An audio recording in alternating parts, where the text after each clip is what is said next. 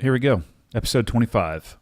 A closeout of the year for 2017. I meant to do one last podcast in 2017, and that didn't happen, but I meant to do it. I actually got this question a few weeks before the end of the year, and I've been thinking about it pretty consistently since I received the question, and I think it's actually perfect timing for a closeout to 17 and an intro to 2018. Most people, a lot of people, I don't know, somewhere in between there, most and a lot, are in the phase of New Year's resolutions, commitments, whatever you feel comfortable calling it.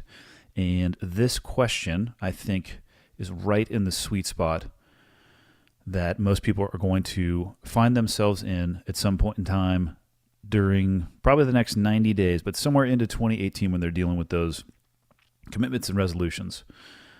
So let's go. Let's kick off 2018. Going to try to keep it short and concise for number 25. Okay, got the red smoke. Gun run, north or south, west of the smoke. Okay, copy, west of the smoke. I'm looking at danger close now. Come on with it, baby, give it to me, I need it. You're cleared hot. Copy, cleared hot. Okay, let's kick this off. The question is, and this is slightly paraphrased from the way it was delivered to me, but I think I captured the essence, is, have you ever faced disillusionment with someone or something you had high expectations of? How did you deal with it? And the answer is, yes, of course I have. If you're dealing with human beings, and you work with human beings, and you surround yourself with human beings, this is not a matter of if, it's a matter of when.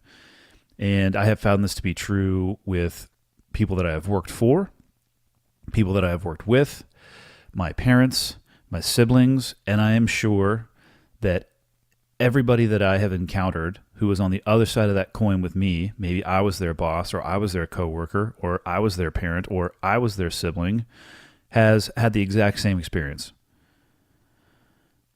The reason I like this question is that I feel there are two ways to view it, or two ways to have an optic and approach this question. And I think they're both very powerful. So let's start with the first one. And I'll call this the external view of this question. And that is, it is my assumption that the person that asked this question was asking it from that optic of being an individual and experiencing disillusionment, or I'm going to call it letdown, from either the environment or somebody that they are working with or for. And I think that's very common optic for people to have. I also find that most people spend the majority of their time from that perspective. And what I mean by that is externally looking outward at others. Like I said at the beginning, I've absolutely experienced it from that perspective. So to answer the second part, how do I deal with it? I try to start off with the mindset, and I try to start off remembering that, kind of like I've already mentioned, everybody's human. And because of that, perfection isn't even remotely possible. I was recently on Joe's podcast, and during the course of about a 3-hour conversation, he brought up the page that was dedicated to President Trump's lies. And the page was pulled up. I don't know who is responsible for the origination of the page. I don't know if it's a single person or if it's a group of individuals that are working together. I have no idea. But essentially, it is a chronological list. I don't know when it starts, but it documents every misstep and every mistruth or lie along the way that has come out of the president's mouth, and then the reality in the world. The scrutiny of that page, I would agree, is absolutely warranted given his position. If you're going to be the president of the United States, or you're going to campaign for public office and be in the public specter, you should be prepared to have somebody break out a magnifying glass and a fine-tooth comb and go through the portions of your life that may not look as well as you may want them to. So the scrutiny is warranted, but that's not really the point. What I try to remember, and what I tried to express when I was talking with Joe, is how well would you or how well would I fare given the same level of scrutiny? Obviously, well, for me, I can tell you right now, I'm never running for office. So I know I don't have to worry about that. But again, that's not the point either. If every word that came out of my mouth and every failure or shortcoming was recorded and listed for everybody to see, it would not be the picture that I would want it to be. And I think that most people would be in that boat as well. And they forget that when they judge other people. And again, the scrutiny is warranted given the position. But take a moment and apply that level of scrutiny to your own life. And take it a step further. Would your behavior change if you knew that a website like that was going to be created about you? The question is, what is preventing you from changing that behavior right now? And the answer for every single one of us, as much as it sucks to say, is laziness, myself included. So I got a little bit off topic there, but I think it ties in because it speaks to how I deal with what happens when I'm let down by those around me. And right now I'm a little bit talking about people in leadership positions and coworkers because I have experienced that. I tell people often that the best leaders and the best people that I've ever been surrounded by were in the SEAL teams. And then I followed up with the next breath that the worst leaders and the worst people that I've ever been surrounded by are also in the SEAL teams. It's not an environment of rainbows everywhere and a meadow with unicorns standing in it all day long full of perfection. It is a broad cross-section of everything that this country has to offer. There's some greatness and there's some darkness and everything in between. So I did have to deal with this. Not, I would say, often, but it certainly happened. So when I saw a failure, when I was let down by, or my expectations were not achieved by either leadership or coworkers, the first thing that I would try to do in that situation, one, would be to recognize it before it actually terminated in some type of failure. And if I could recognize it before that would happen, and I saw somebody that I worked with or for struggling, I tried to support them. That was my first step. I tried to step in and I tried to support them. Because what does it say about you as an individual and your potential for leadership if you see somebody struggling and you're passive? Or worse, maybe you don't like the individual that much. Maybe you're happy that that individual is struggling because you want them to be gone at some point, and maybe you want that position that they're going to be into or that they are at. And if you sit there passively, or worse, you pile on, instead of grabbing a bucket and you start bailing out for that person, what does that say about you? It's very easy to be kind and compassionate and supportive and caring for the people that you like or the people that you love. And because the word easy comes into that sentence, in my own personal opinion, I don't think that has much value. I think if you want to take a true depth and sounding on somebody's character, you need to watch how they treat their enemies, because that's the real person coming through right there. So if I see a leader, and a lot of people probably think I'm talking just about the military right now, but I'm talking maybe your spouse, maybe a coworker who sits in the cubicle next to you if that's where you come from, or in the squad car next to you if that's the environment you come from, and everywhere in between.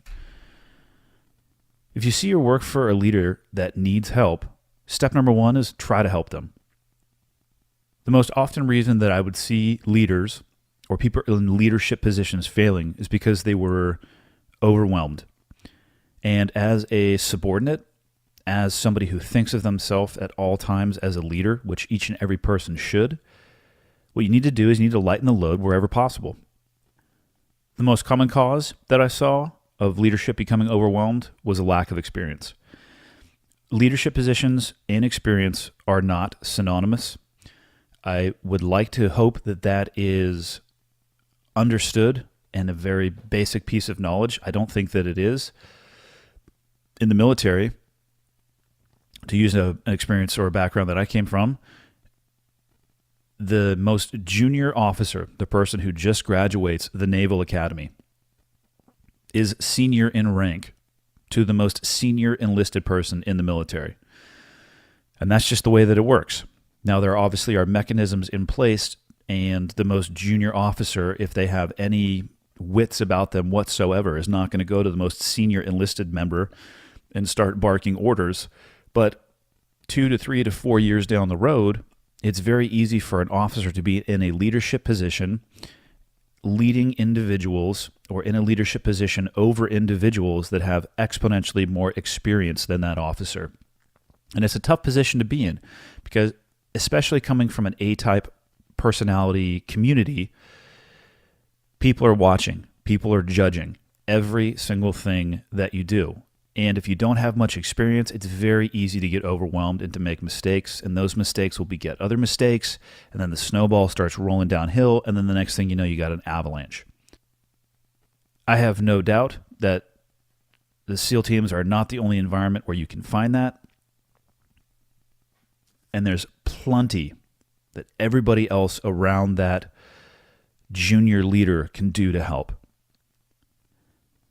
If you see somebody who is struggling, whether it's a leader or it's a coworker, and they just can't seem to figure it out, the biggest piece of advice, or what I would recommend, is that you show them what it is you want to see from them. Slightly repetitive. What am I talking about? I'm talking about setting the example for the person and for the people around you. So if you see somebody you're working with or working for is losing their cool, you know, the heat's on high underneath the pot and it's boiling over. The best thing that you can do to reinforce the behavior that you need to see out of those individuals is to show them you're calm under pressure. Maintain control of your emotions regardless of what is happening around you. The worst thing that you can do is get into an emotional escalation with your boss. I don't like to use the word never, but I'm going to say that's never going to work out well for you or for the people around you. If you see somebody that you're working with or working for that becoming overwhelmed, show them proper prioritization of information and show them that even though you might be getting bombarded with things coming at you, all information is valuable, but not all information is important in the moment. So prioritize that information, make a decision, make a plan, execute on that plan, and then show that individual what it looks like to be situationally aware. Because they're focusing on what their job is, leading or doing their job, and not getting crushed by the minutia and keeping their head down as the world around them shifts and they're not catching it. If you're working for somebody who's a micromanager, show them through how you treat the people that work for you or with you, show them empowerment and what we call in the military decentralized command, aggregating that power out, not holding it for yourself. Don't tell people how to do their job, empower them, create an environment so they can do their job. If you see this person making emotional decisions, show them the exact opposite. Rational, calculated thought and the impact that that has on the actual decisions that are being made. If you hear them giving out confusing directions, go the exact opposite route. Show them and set the example of clear and concise guidance. So you can say it in 10 words, try to say it in 5. Pick the words that are important, be crisp and concise, and then move on. And then just remember in the back of your head, because those things that I just listed are a small subset of examples, and it's difficult to do, especially, like I mentioned earlier, if you have a personality conflict with this individual, if you want their job, whatever it may be. But before you judge somebody else, just imagine yourself in their shoes. It's very easy to sit back and judge somebody that you have high expectations of when they fall short. But at some point and at some time, or maybe even in that moment that you're judging somebody else, you might be letting somebody else down behind you that you don't even see that holds you in that same regard. So that's how I try to deal with it in others. And like I said at the beginning, that's what I would consider to be the external approach to others not meeting the expectations you have set for them and how I deal with it or how I try to deal with it. Believe me, I haven't been perfect at all in any of those approaches that I just gave you. The second way that I think this question can be viewed, and the one that I consider to be the most powerful, is internally. When I first read this question, this is actually the perspective that I took it from. When I read the question, have you ever faced disillusionment with someone or something that you had high expectations of, and how do you deal with it? My first and initial thought was, yes, I have. And the person that I have experienced it in the most is the one that I look at in the mirror in the morning. I have very high expectations for myself. I demand a lot out of myself. And if I look back and everything that I've done, I turned 40 late last year. If I look back at everything that I've done or that I can remember in those 40 years, the place that I have experienced failure and not achieving expectations and letdown, the place that I have experienced that the most, or the person that I have experienced the most from, is me. First and foremost, what I generally do is I beat myself up about it.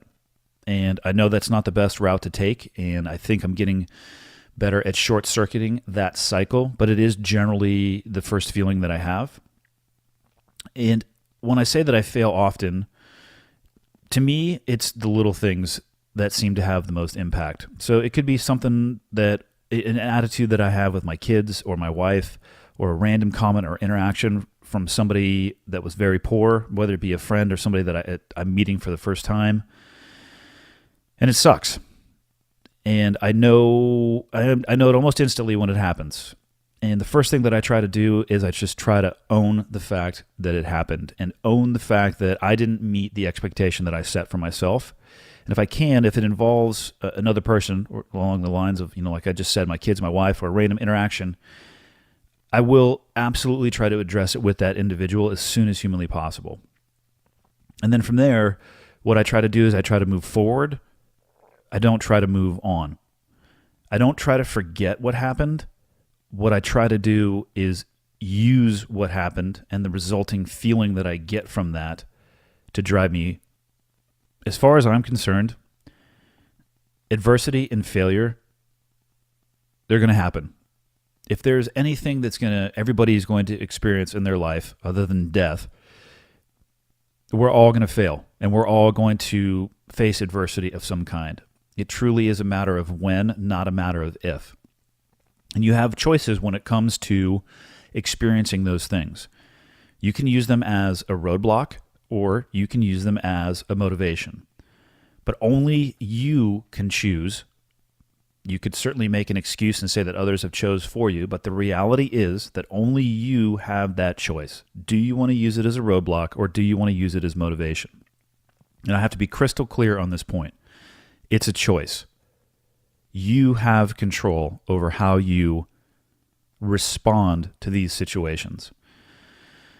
For people who use it as a roadblock, and I'm talking about adversity and failure that we're all going to experience, and I'll tie this into, the time of year that we're at right now with the resolutions or the commitments or whatever you want to call it. The people who use failure and adversity as a roadblock, they accept where they are.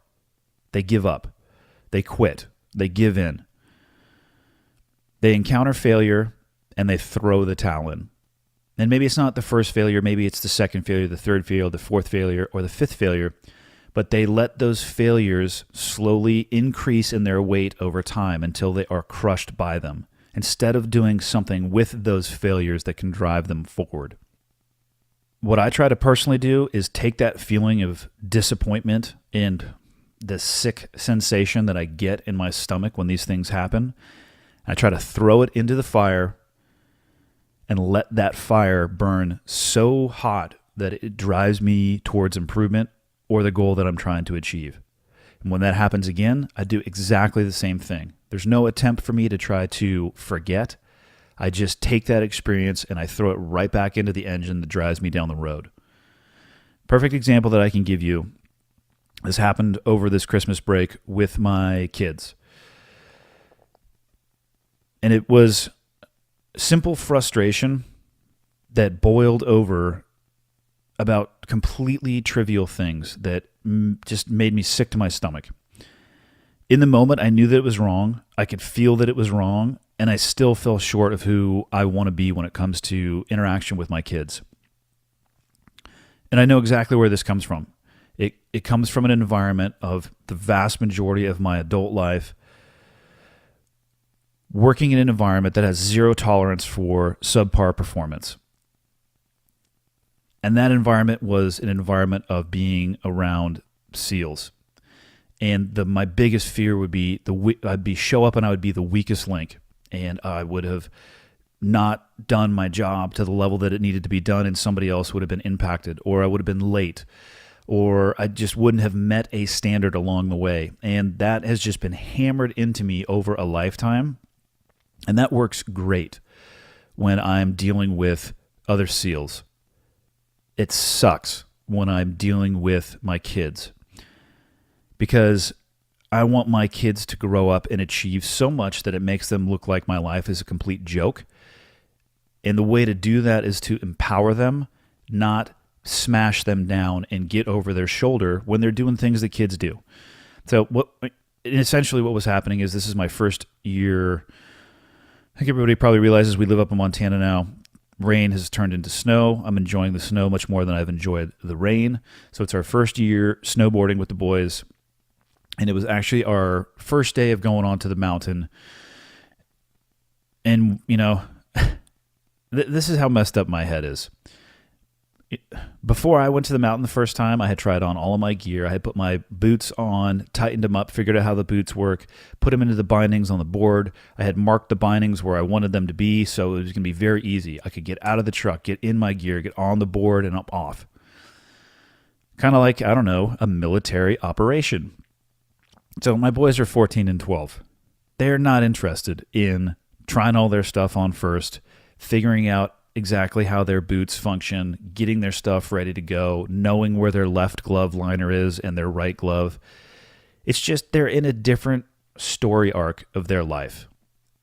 So we're sitting on the back of the truck. I'm ready to go, and they're not ready to go. And it irritates me at a baseline level. And the problem is, that's my fault, not theirs. And it got to the point where I got extremely frustrated. I made some flippant comments, and I felt like shit for the rest of the day about it. And I made an effort during that day to bring it up more than one time with each of my boys, because we were riding the lifts, we were alternating, and just address it with them. Like, listen, hey, I'm sorry that happened.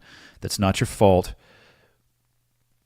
I'll help you put together a structure so it's easier for you to find your gear and get your stuff on. I'm not going to do it for them, because again, I want to empower them, but I address the problem with them. And then, to this moment, sitting here right now talking about it, I remember that sick to my stomach feeling, and I throw that sucker right back into, like I said, the fire, to get it to burn as hot as possible, to drive me down the road, to make sure that I don't do it again. If I were to try to make an effort to forget about that, personally for me, the odds of me repeating it will be higher. So to close it out, like I said, this first one's going to be short. We'll be back again next week. The short answer to the question is yes, I have experienced letdown and people that I hold in very high esteem not meeting the standard that I set for them. But I have no control over anything that anybody else does. I can only control myself. So what I'll close with is, if you want to move the needle, and by that I mean, in my opinion, improve your life and the lives of those around you, and if you want to achieve the goal, whatever it might be that you have set for 2018, focus on the things that you can control. And there's only one thing that you can control, and that's yourself. So if you see others struggling, control yourself and use that to help other people. That's going to help move the needle. In my opinion, it's the only way that we're going to improve the world that is around us, is by focusing on what we can control at a very micro level that's going to have a very macro impact. And that's it. That's all I got for episode 25, first one in 2018. See you guys next week. Thanks, everybody, for tuning in. Really appreciate everybody going to iTunes and submitting the reviews and writing your feedback. Appreciate everybody who's been reaching out either through the podcast, contact.